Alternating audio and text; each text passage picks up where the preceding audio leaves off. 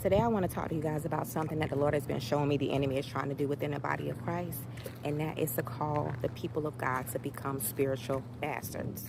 Now, I know the term seems a little harsh, but come with me and I'll make it make sense. There is something very crucial that the church is short of.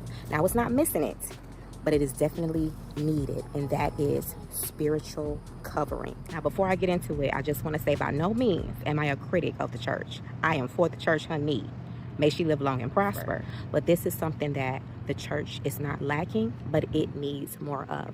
There was something that happened within the body of Christ a few years back that if we had spiritual covering, should have never happened.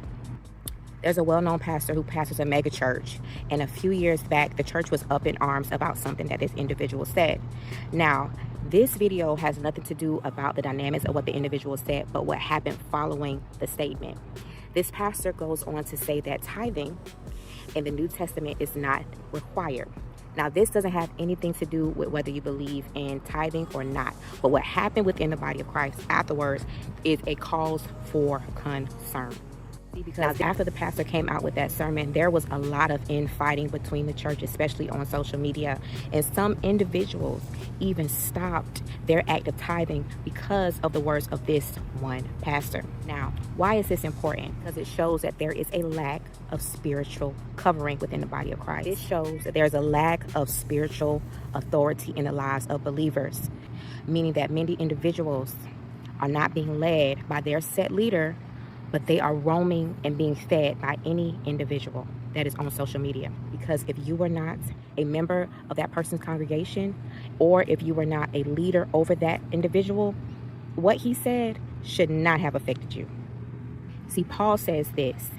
He tells the people of Corinth, there are many teachers, but you only have one Father.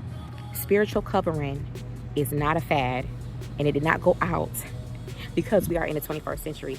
It is a God-ordained principle that God said, I give pastors after my own heart.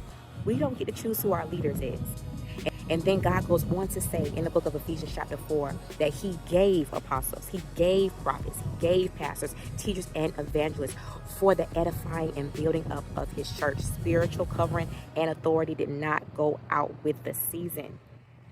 So the reason why many people are confused and they look as though they don't have any clear direction for their life is because they are not being covered in the spirit.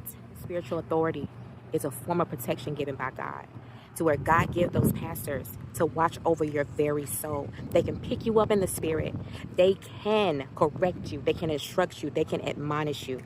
This is ever so important. And see, I know many of you may say, well, he's a big leader. He has a lot of influence. And yes, that may be true.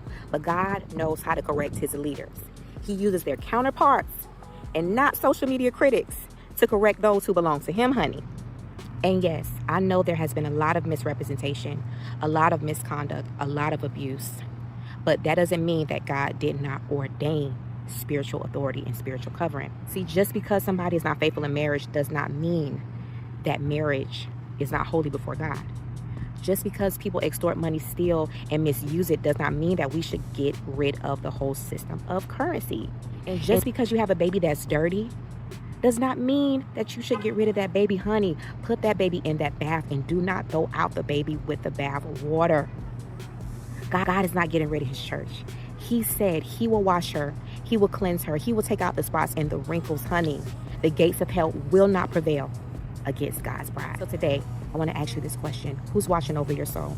Who's covering you? Who's picking you up in the spirit? Who's correcting you? Who's instructing you? Because you need spiritual covering. And if you don't have one, I admonish you today that you pray and ask God to lead you to the leader that he has ordained to watch over your soul. God bless you.